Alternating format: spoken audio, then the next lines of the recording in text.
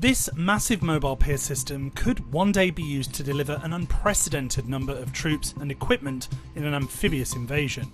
It's being built by China in a shipyard constructing vessels that are changing modern warfare. As Beijing escalates its military activity around Taiwan and rapidly builds its naval and civilian fleets, China's threat to seize the island could be coming closer to reality. To be able to deliver vehicles at huge volume straight to the beach without having to capture a port changed the calculus of whether China could successfully invade Taiwan. Here's a breakdown of how these ships could set the stage for a D-Day style invasion. The vessels were built here, at this island shipyard in Guangzhou, China. This is a major shipyard. It's used to construct both military and civilian vessels. Thomas Shugart is a defence analyst and former Navy warfare officer whose research focuses on maritime competition. This shipyard has been quite interesting to watch over the last year. They've had a number of very different vessels they've had under construction at the same time. Right here we can see two Soviet design, now built by China, amphibious assault hovercraft, a ostensibly military test platform unmanned surface vessel. Among them, analysts noticed a unique set of ships taking shape, with distinctive jack-up legs that can stabilise them out of water. And also the long ramps, you can see it here extended, from the landing platform all the way onto the shoreline. Shugart says the ships represent a significant improvement in the People's Liberation Army's amphibious assault capacity. We had never seen before this kind of matching set that were designed to go together in multiple sizes. About 2 months after this satellite image was taken, the ships were seen on China's Nanshan Island, roughly 225 miles southwest. This is where the first known footage was captured, showing the ships in sea trials. A couple of things were surprising about it. One was that they were all connected. Also seeing them lifted up out of the water, that was quite impressive. I had not seen anything quite like that before. The ships did not transmit their location using the Automatic Identification System, or AIS, and the ship's paint scheme was now visible, which closely resembles the Chinese Navy's. All these being indications that confirm for me that it is highly likely that these are PLA Navy ships.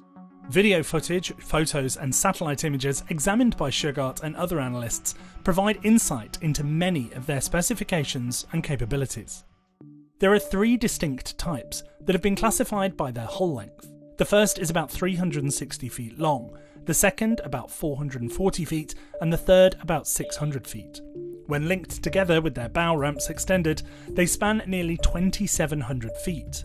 That's the length of 7.5 football fields. The ship designed to land on shore has a bow bridge that extends more than 400 feet, and it features 4 105-foot jack-up legs. The middle platform has 6 164-foot jack-up legs and 2 drop-down loading ramps, one on the port and one on the starboard side. The end platform has 8 180-foot jack-up legs and 2 drop-down loading ramps, one on the starboard side and one at the stern. The 3 ships were seen about 12 miles south 2 days later, where these systems were put to the test.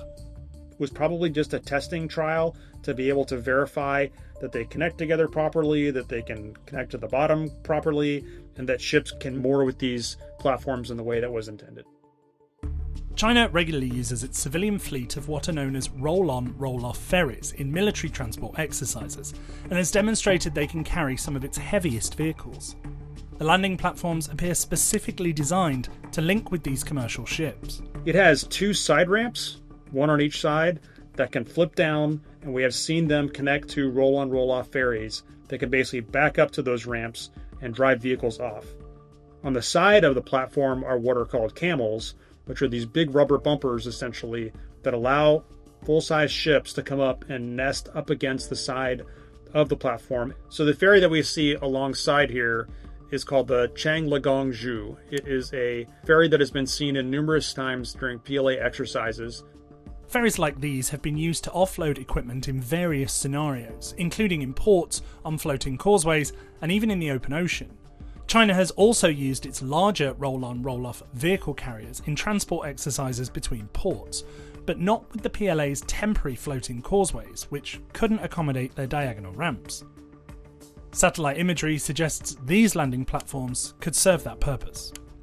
What we see here is a vessel called the Shunlong Hai. While it is not technically a a normal pure vehicle carrier. It is a roll-on roll-off cargo ship, and it does have a diagonal ramp, confirming our suspicions that that's what that unique shape of that stern ramp was for.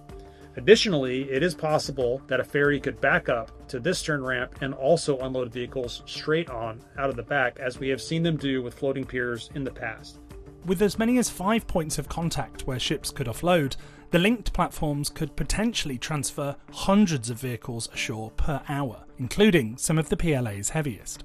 I would be very surprised if these structures and the bridges are not also built to those, at least those same standards, and able to deliver any of the Chinese military's armored vehicles, including main battle tanks.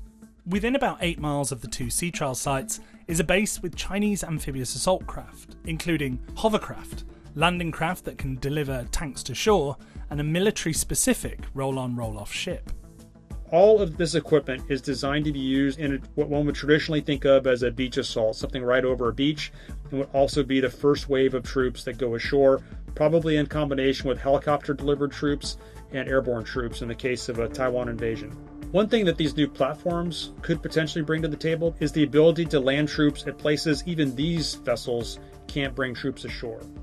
Adding the landing platforms to the PLA's amphibious fleet would boost the volume of equipment delivered across the Taiwan Strait, and would also make more areas of the island's rocky coastline vulnerable.